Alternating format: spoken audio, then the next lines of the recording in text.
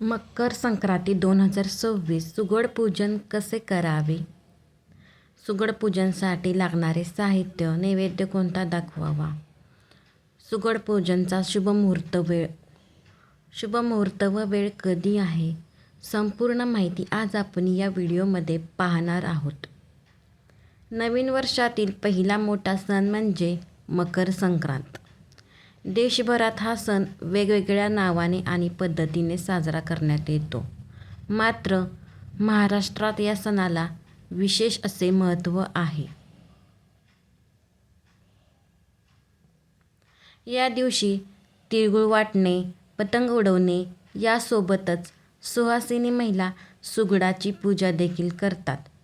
मात्र ही पूजा कशी केली जाते याबाबत आज आपण जाणून घेणार आहोत. 2026 मध्ये मकर संक्रांती 14 जानेवारी बुधवार रोजी आहे आणि सुगड पूजेसाठी दुपारी 3:13 नंतरचा पुण्यकाळ अत्यंत शुभ आहे. ज्यात दुपारी 3:13 ते संध्याकाळी 5:02 किंवा 5:45 पर्यंतचा कालावधी अत्यंत उत्तम मानला जातो. कारण याच वेळेत सूर्य मकर राशीत प्रवेश करतो. यावेळेस सुगड पूजन, स्नान आणि दान केल्याने विशेष असे पुण्य मिळते.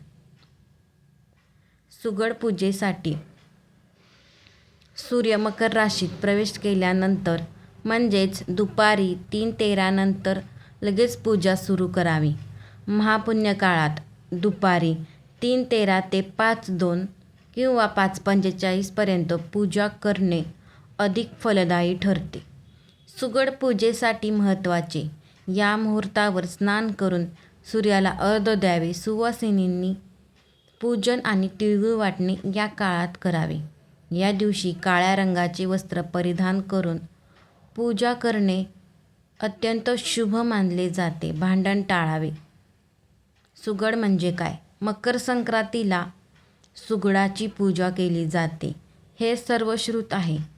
काळ्या किंवा तांबड्या रंगाच्या मातीच्या सुगडांची पूजा करण्याची प्राचीन परंपरा आहे. पण त्यांना सुगड का म्हणतात? वास्तविक पाहता सुगड हा शब्द अपभ्रंश होऊन आला आहे. सुघट या शब्दाचा तो अपभ्रंश होय. सुघट म्हणजे सुघटित असा घड होय. या घडात शेतात बहरलेले नवीन पिकं, नवे धान्य साठवून त्यात पूजा करण्याची प्रथा आहे. लहान सुगड देवघरात मांडून त्यांची पूजा केली जाते. धनधान्याचे प्रतीक म्हणून त्यात विविध प्रकारचे साहित्य भरले जाते.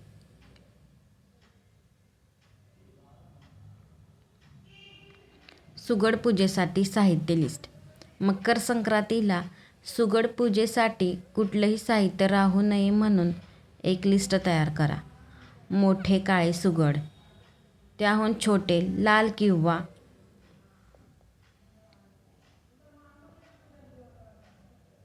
तांबड्या रंगाचे हे 5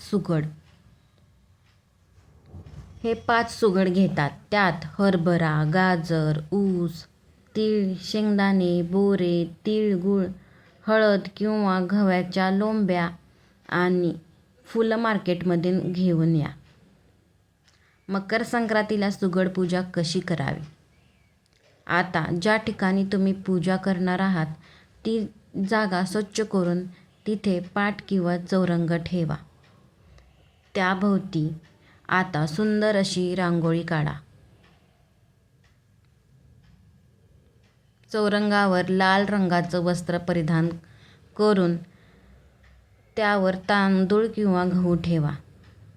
आता 5 सुगडाला 5 ठिकाणी ठेवून हळदी कुंकू लावा. आता हे सुगड तांदूळ किंवा गव्हावर स्थापन करायचे आहे. त्यानंतर सुगडामध्ये एक एक करून हरभरा, गाजर, ऊस, तीळ, बोरे, शेंगदाणे, तिळगुळ, हळद कुंकू, गव्हाच्या ओंब्या घाला. काळ्या रंगाचे मोठे सुगड खाली ठेवून त्यावर लाल रंगाचे सुगड ठेवायचे आहे.